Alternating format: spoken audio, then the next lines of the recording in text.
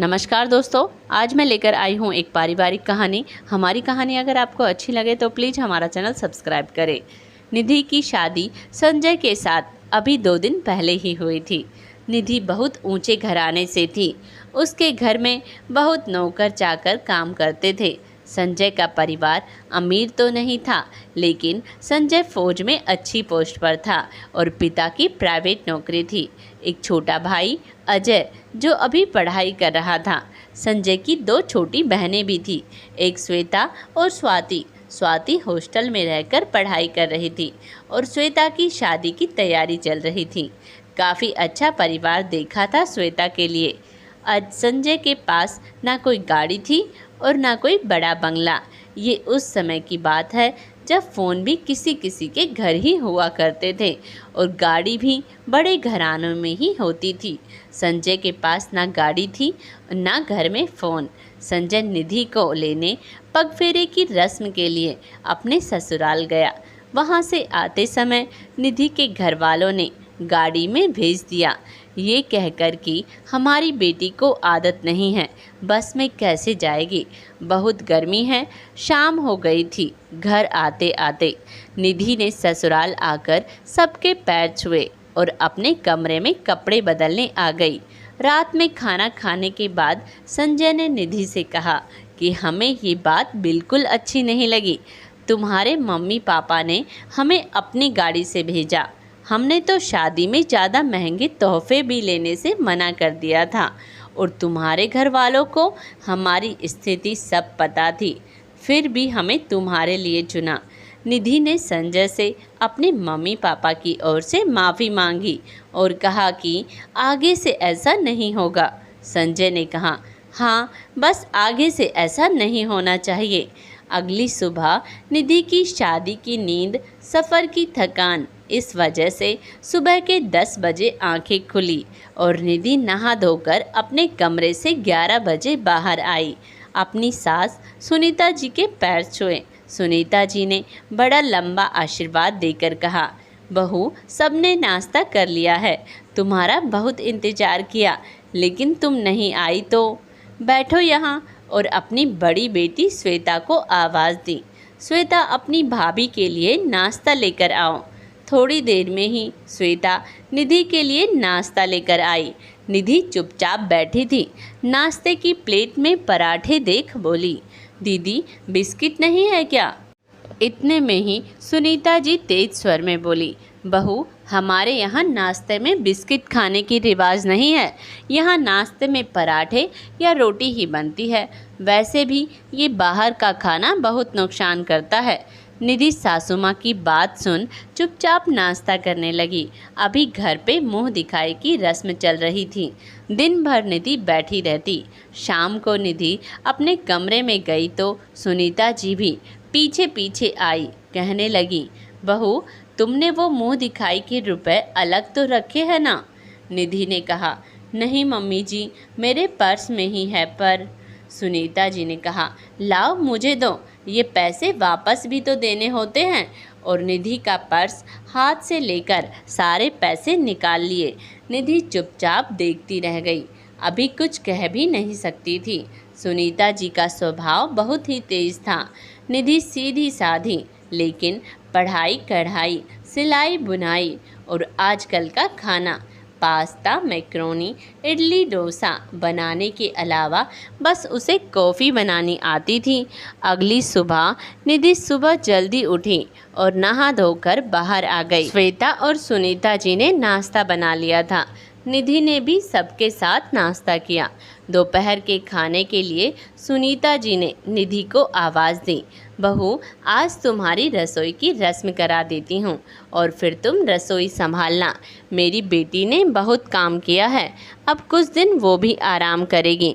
उसे अपनी शादी की तैयारी करनी है। तुम एक काम करो, 2-3 किलो नहीं, 4 किलो सूजी का हलवा बना लो। हमारे यहाँ बहू पहली रसोई करती है तो मोहल्ले में भी कुछ मीठा मीठा दिया जाता है।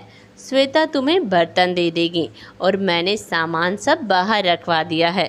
निधि कहने लगी, मम्मी जी, मुझे हलवा बनाना नहीं आता।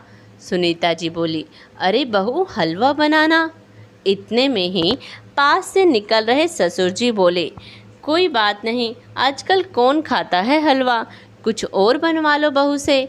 एक काम करो बेटा, खीर बना लो, मुझे भी बड़ी पसंद है खीर तो। निधि एक बार ससुर जी की ओर उदासी से देखकर बोली, कैसे बनाते हैं खीर। अब सुनीता जी गुस्से में निधि की ओर देख रही थी। ससुर जी फिर बोले, कोई नहीं, बच्ची है, धीरे धीरे सब सीख जाएगी, कुछ और बनवा लो बहू से, और तुम सास हो, बता दो कैसे बनाते हैं। सुनीता जी ने मुंह बनाते हुए कहा, अच्छा आता क्या है वैसे बनाना, जब ये सब ही नहीं आता तो क्या मैं बहू से रसगुल्ले बनवा लूँ। निधि ने बताया, फ्रूट कस्टर्ड, कस्टर्ड आइसक्रीम, लो देख लो, ये कौन खाता है भला यहाँ, और इन्हें मोहल्ले में बांटूंगी। चलो आओ मैं बताती हूँ, सुनीता जी ने कहा। रसोई घर में आकर सुनीता जी ने सारा सामान बाहर निकाल कर रखा और अच्छे से निधि को खीर बनाना बता दिया। काफ़ी देर बाद खीर बनी। सुनीता जी आई, बहू खीर बन गई, लाओ चख लूँ, मीठा डाल दिया। निधि ने हल्की मुस्कुराहट के साथ कहा, जी मम्मी जी। सुनीता जी ने जैसे ही एक चम्मच ली और बोली, ओहो फीकी पड़ी है, मीठा और डाल, चखी नहीं क्या। निधि ने कहा, ठीक था मीठा तो, ज़्यादा मीठा कौन खाता है। सुनीता जी कहने लगी, कभी कभी बनती है खीर, एक दिन मीठा खाने से कोई नुकसान नहीं करता, और डालो चीनी और फिर बंद कर देना गैस, बन गई है खीर तो। और सुनीता जी बाहर चली गई। निधि भी अब अपने कमरे में आकर आराम करने लगी। दोपहर का खाना श्वेता ने बनाया और सब लोगों ने एक साथ खाना खाया। शाम को निधि अपने कमरे की सफाई करने लगी। जो कमरे में फूल सजावटी सामान रखा हुआ था, सब निधि हटा रही थी कि ननद श्वेता कमरे में आई और निधि को देखते ही बोली, ये क्या भाभी, क्यों हटा रहे हो, कुछ दिन लगे रहने दो। निधि ने कहा, दीदी शादी हो गई है, अब फूल भी मुरझा गए हैं, इसीलिए सोचा सफाई कर दूं। श्वेता के कमरे से जाते ही सुनीता जी कमरे में आई और फिर वही सवाल। निधि कुछ बोलती उससे पहले ही सुनीता जी ने कहा, आगे से घर में कुछ ऐसा करने से पहले मुझसे पूछ लेना। निधि ने हाँ में सर हिला दिया। शाम को जब संजय कमरे में आया तो संजय ने भी कहा, कुछ भी ऐसा काम करने से पहले मम्मी से पूछ लिया करो, उन्हें ये बात तुम्हारी बिल्कुल भी अच्छी नहीं लगी। निधि कुछ ना बोली, बस चुपचाप बैठी रही। थोड़ी देर बाद निधि ने पूछा, आपको क्वार्टर कब तक मिल जाएगा। संजय ने जवाब दिया, इतनी जल्दी नहीं मिलेगा, अभी तुम्हें घर परिवार में रहना होगा, अगली बार आऊँगा तब ले जाऊँगा। निधि ने पूछा, अच्छा कितने दिन की छुट्टियाँ बाकी है आपकी। संजय ने जवाब दिया, अभी 1 हफ्ता बाकी है बस। निधि ने चहकते हुए कहा, अच्छा हम कहीं बाहर घूमने हनीमून पर कब जाएंगे। संजय ने निधि की ओर देखते हुए कहा, ठीक, कल ही मैं मम्मी से बात कर लेता हूँ। अगले दिन फिर वही रसोई का सारा काम, और अब निधि की खाना बनाने और सीखने वाली क्लास भी शुरू हो गई थी। दोपहर को निधि ने देखा कि सभी घर के लोग पैकिंग करने में लगे हुए थे। निधि ने अपनी ननद श्वेता से पूछा, दीदी कहीं जा रहे हो क्या आप लोग। तभी वहाँ सुनीता जी भी आ गई थी। संजय ने कहा कि हम घूमने जा रहे हैं, आप सभी भी घूम आना। तो मैंने कहा, अजय घर पे रहेगा और हम सब चलते हैं, और कल जल्दी सुबह निकलेंगे। मैंने खाने पीने का सब सामान रख लिया है। सुबह बहू जल्दी उठकर तुम पूड़ी बना लेना और मैं आलू की सूखी सब्जी। सफ़र में बाहर का खाना नुकसान भी करता है। निधि ने अब कुछ कहना बोलना सही नहीं समझा और चुपचाप कमरे में आ गई। संजय को भी क्या कहती, उसे खुद समझ नहीं आता क्या। अगले दिन पूरा परिवार बस से सुबह जल्दी ही मनाली के लिए निकल गए। दिन भर सभी लोग एक साथ घूमे। निधि हर जगह बस चुपचाप थी। संजय ने शाम को बाहर टहलते हुए पूछा, क्या हुआ, तुम खुश नहीं हो यहाँ आकर। तुम्हें अच्छा नहीं लग रहा क्या? निधि ने कहा, नहीं, ऐसी कोई बात नहीं है। संजय के दोबारा पूछने पर निधि ने बताया, मुझे अजीब लग रहा है। संजय ने कहा, और घर में कैसा लगता है? तब भी निधि ने कहा कि वहाँ भी अजीब ही लगता है।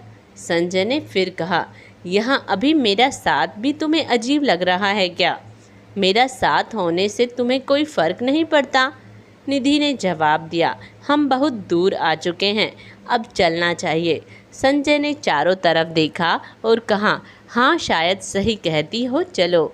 जैसे ही वो लोग वापस धर्मशाला में लौटे तो देखा कि पापा की तबीयत खराब हो रखी थी।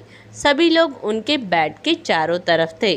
संजय भी दौड़कर अपने पापा के पास गया, उन्हें दवाइयाँ दी। उन्हें सर्दी की वजह से बहुत खांसी हो रही थी, सांस लेने में तकलीफ थी। इतने में ही सुनीता जी ने कहा, बहू, संजय तो अपने पापा के पास ही रहेगा। हम बार बार कहाँ तुम्हारे कमरे का दरवाज़ा बजाते फिरेंगे और तुम यहाँ कब तक खड़ी रहोगी? जाओ, अपने कमरे में सो जाओ। निधि चुपचाप अपने कमरे में चली गई। निधि के लिए ये माहौल सहन कर पाना बहुत मुश्किल था, पर क्या करे, उसके पापा ने उसके विदाई के समय कहा था, बेटा, मेरा सर कभी झुकने मत देना। और शुरू में ससुराल में दूसरे माहौल में रहना बहुत मुश्किल हो जाता है। ये भी एक एग्ज़ाम होता है, लेकिन धीरे धीरे देखना, तुम एक दिन ये एग्ज़ाम भी डिक्टेशन के साथ पास हो जाओगी। इस कहानी का अगला भाग जल्द ही प्रसारित होगा। और यह कहानी आपको कैसी लगी कमेंट्स बॉक्स में अपने विचार ज़रूर दें। और अगर आप हमारे चैनल पर नए हैं तो प्लीज़ हमारा चैनल सब्सक्राइब करें। धन्यवाद।